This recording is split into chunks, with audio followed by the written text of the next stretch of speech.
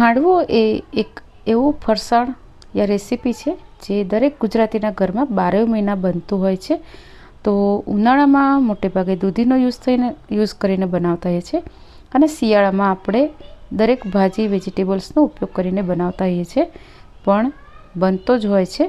તો અહીં હાંડવો બનાવવા માટે મેં 1 વાડકી આપણે રેગ્યુલર જે ખીચડીના ચોખા હોય છે એ લીધા છે, અડધી વાડકી તુવેરની દાળ લીધી છે અને અડધી વાડકીથી થોડી ઓછી ચણાની દાળ અને ચણાની દાળથી પણ થોડી ઓછી એવી મેં અડદની દાળ લીધી છે. તો આ રીતે આપણે કણકી કુરમાનો લોટ દળાવો હોય તો આ રીતે મિક્સ કરી તમે દળાવી શકો છો, પણ આજે હું આને ધોઈ અને પલાળીને પછી હાંડવો બનાવવાની છું. તો એને 2 થી 3 વાર ધોઈ અને ઢાંકીને 4 થી 5 કલાક રહેવા દીધો હતો અને ત્યારબાદ એને હું પીસી લઈશ. તો દાળ છે જે ચણાની એકદમ સોફ્ટ થઈ ગઈ છે. તો હવે આપણે એને પીસી લઈશું. તો આ રીતે તમારે હાંડવો જ્યારે બનાવવો હોય ત્યારે તમે બનાવી શકો છો.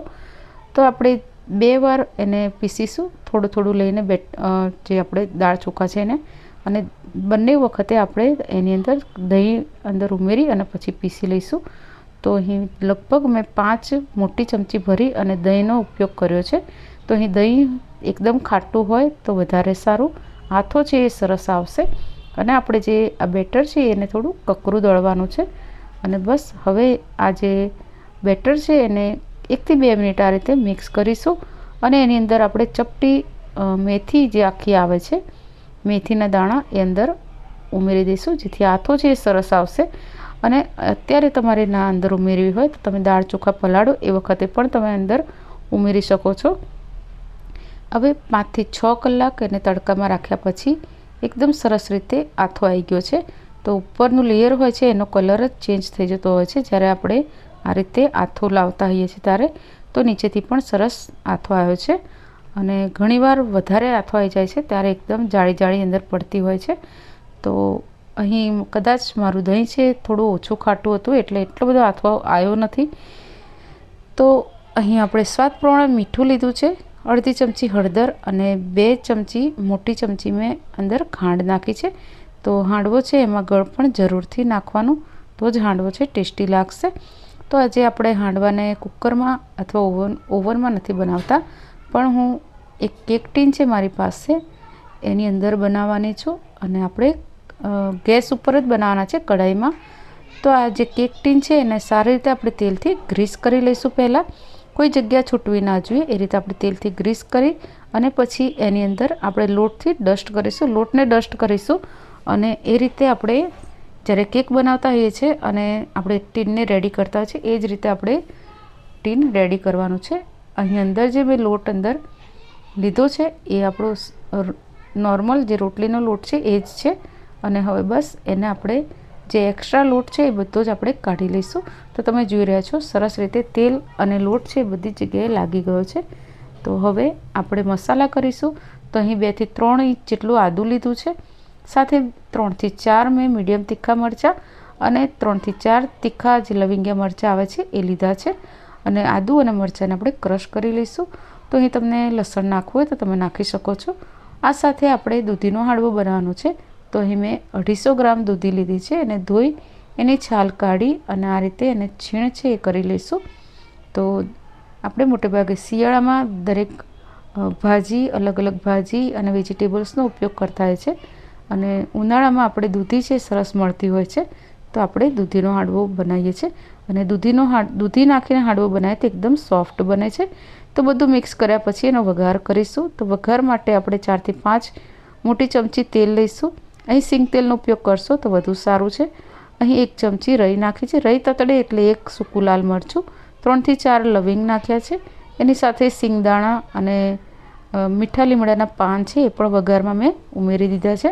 આ બધું થોડુંક સંતળાય એટલે આપણે એની અંદર અડધી ચમચી જેટલી હિંગ અને 1 મોટી ચમચી મેથીઓ મસાલો નાખીશું અને 1/4 ચમચી જેટલી હળદર નાખીશું. તો મેથીઓ મસાલો નાખવાથી જે હાંડવો છે એનો ટેસ્ટ સરસ આવે છે. જો તમારી પાસે હોય તો જરૂરથી નાખવાનો. એની સાથે આપણે જે આદુ મરચાં ક્રશ કર્યા છે એને પણ લઈ લઈશું. તો તેલમાં આદુ અને મરચાં સરસ સંતળાઈ જાય ત્યાં સુધી આપણે એને સાંતળીશું. અને અહીં 2 થી 3 ચમચી જેટલો આપણે તલ લેવાના. તલ તમને જેટલા પસંદ હોય એટલા તમારે લેવાના. અને બસ આ વઘાર છે આપણું રેડી થઈ ગયું છે. એને આપણે આપણા ખીરાની અંદર લઈ લઈશું અને બધું સરસ રીતે મિક્સ કરી લઈશું. તો અહીં આ સ્ટેજ પર આપણે મીઠું છે પછી ચેક કરી લેવાનું, પણ મેં મીઠું ચેક કર્યું નહોતું, હું ભૂલી ગઈ હતી. તો આગળ થોડી ગડબડ થઈ છે, પણ એને મેં સુધારી લીધી છે. તો હવે બધું જ બેટર આપણે કેક ટીનમાં લઈ લીધું છે. તો અહીં હું કોથમીર ભૂલી ગઈ હતી, તો મને થયું આ રીતે હું મિક્સ કરી લઉં, કશો વાંધો નહીં. તો મેં કોથમીરને તો અંદર મિક્સ કરી લીધી, પણ પછી જ્યારે મેં થોડું ખીરાને ટેસ્ટ કર્યો તો મને મીઠું ઘણું બધું ઓછું લાગ્યું. અને એની સાથે એની અંદર મારે ખાવાનો સોડા પણ ચપટી નાખવાનો હતો, એ પણ ભૂલી ગઈ હતી. એટલે બધું જ મેં પાછું કાઢી લીધું હતું. અને થોડો ખાવાનો સોડા આપણે નાખ્યો છે, કુકિંગ સોડા, જે સાજીના ફૂલ અથવા કુકિંગ સોડા આપણે કહે છે, એ મેં લઈ લીધું છે. અને મીઠું પણ મેં સ્વાદ પ્રમાણે અંદર ઉમેરી દીધું હતું. તો જ્યારે પણ ઉતાવળ હોય ત્યારે આવી કંઈ ને કંઈક ગડબડ થતી જ હોય છે. તો બસ ફરીથી મેં કેક ટીનને તેલ અને લોટથી ગ્રીસ કરી લીધું. અને આ વખતે મેં બધું જ બેટર નથી અંદર લઈ લીધું, થોડું એને ઊણું રાખ્યું છે. અને ઉપરથી થોડા તલ આપણે છે એ ભભરાઈ દઈશું.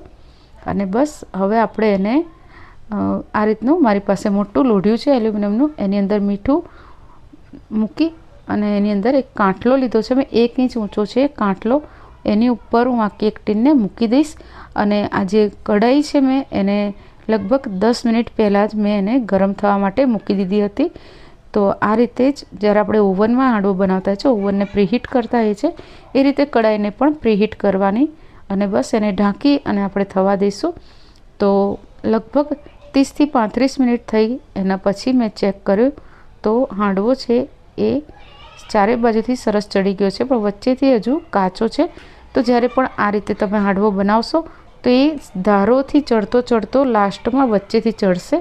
જે રીતે આપણે કેકને આ રીતે બેક કરતા હોય તો કેકમાં પણ એવું થતું હોય છે, તો હાંડવામાં પણ એ જ રીતે ચડે છે. તો સાઈડમાંથી પહેલાં ચડશે અને વચ્ચેથી લાસ્ટમાં ચડશે.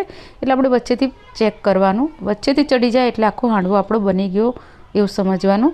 તો હવે હાંડવો બની ગયો છે. ગેસ બંધ કરી અને ઢાંકીને 10 મિનિટ માટે મેં એને સિજાવવા માટે રાખ્યો હતો. તો 10 મિનિટ થયા પછી હવે મેં હાંડવાને લઈ લીધો છે. અને હવે આપણે એને સાઈડમાંથી થોડું ચપ્પુ વડે એને છૂટું પાડીશું. તો અહીંયા જે કેક ટીન છે મારું બહુ વધારે પાતળું છે, એટલે સાઈડમાં થોડુંક એ રીતને સ્ટીક ચોંટી ગયો છે હાંડવો. બાકી એવું થતું નથી હોતું, પણ ચોંટી ગયો છે. પણ આપણો હાંડવો છે એ આખો જ બહાર નીકળશે અને એકદમ સરસ બદામી કલર એનો આવેલો છે. તો બસ આ રીતે આપણે કરીશું તે આખો જ હાંડવો નીકળી જશે અને આપણું ટીન છે એકદમ ક્લીન દેખાઈ રહ્યું છે. તો જ્યારે તમારી પાસે ઓવન ના હોય અથવા તો હાંડવાનું કુકર ના હોય તો તમે આ રીતે પણ હાંડવો બનાવી શકો છો. અને આગળ મારે સ્ટીલની તપેલીમાં પણ મેં હાંડવો બનાવીને બતાવ્યો છે. તે એકદમ સોફ્ટ બન્યો છે. આપણો દૂધીનો હાંડવો છે એ એકદમ સોફ્ટ જ બનતો હોય છે. તો આપણે એને કટ કરીને પણ જોઈએ. તો કટ કરી અને આપણે જોઈ રહ્યા છે તો હાંડવો છે એ અંદર સુધી સરસ ચડી ગયો છે અને જાળીદાર તમે કહી શકો એવો આપણો હાંડવો બનીને રેડી થયો છે. તો આઈ હોપ તમને આજની રેસીપી પસંદ આવી હશે. તો આજની રેસીપી જોવા બદલ થેન્ક યુ. રાધે રાધે.